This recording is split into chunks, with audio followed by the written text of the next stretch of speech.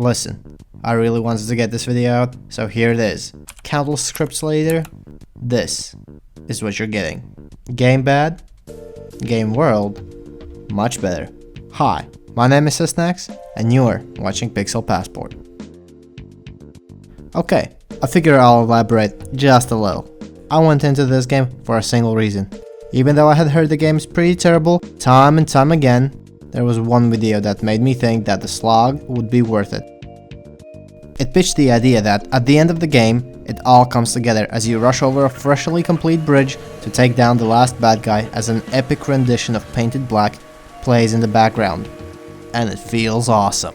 Well, I did get to cross the bridge, and the song did play, but only once I had already long passed the bridge.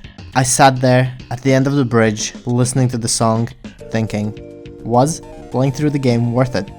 That moment, that break in expectations, is exactly how the game felt. There was potential, but it was buried under tons of unnecessary padding and botched decisions. Then it's not worth playing, you'd ask. And that's what made this video so hard to do. By most metrics, yes, you shouldn't touch the game with a 10-foot pole if you value your time. However, I have a hard time not recommending it either. You see, I play games for the setting most of the time. And if you're here, so might you. When it comes to that, Hangar 13 definitely put their everything into it.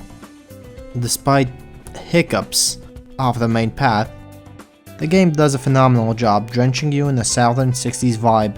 Excuse racism and all.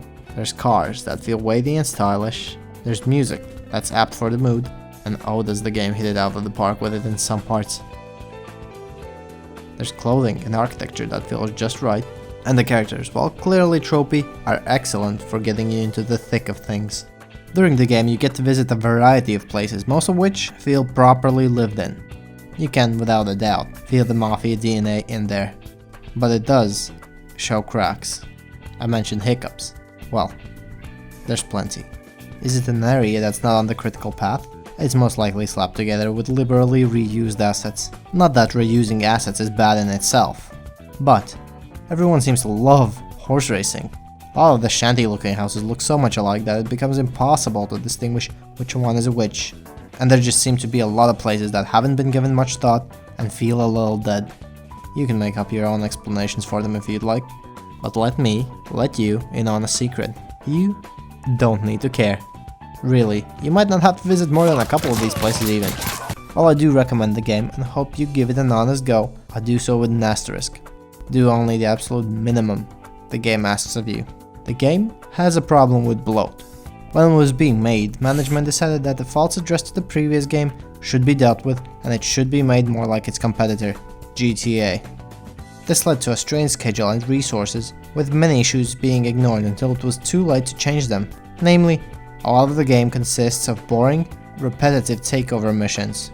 Thankfully, while it does still drag, doing the absolute minimum the game asks of you is more than enough to get through the game. Take a stealthy approach, and you won't be hurting for money, as the game, I assume, wants you to be. The critical path contains all the best segments and situations, and avoids a good portion of the fluff.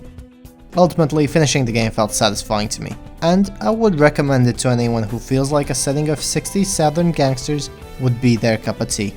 If, however, you dread wasting your time with the repetitive, mostly boring missions, still give the game a go. The introduction to the story is a good few hours long and avoids all of the bloat and negatives of the full game, while still telling a good narrative and providing a fun experience. Goddamn, that gets me every time. Then just pretend the game ends there. You'll know when. I hope you enjoyed my take on the Mafia 3 experience. If you've got anything to add, please do so in the comments or get in touch with me on Twitter. And if gangsters are your thing, I implore you to go back and play Mafia 2. It's a narrative experience that's just what I wanted from Mafia 3 and a little bit more. At the time of release it was badly received for having little to do in the open world besides the story, but I think you'll find that to be to the game's benefit. Another one to check out would be LA Noire for pretty obvious reasons. It's more or less the other side of the coin to Mafia's mayhem with you playing the role of a detective. And for other recommendations, maybe check out some of the other videos on my channel. It's been great having you here. Subscribe to keep up with new videos, and I hope to see you in the next one. Cheers!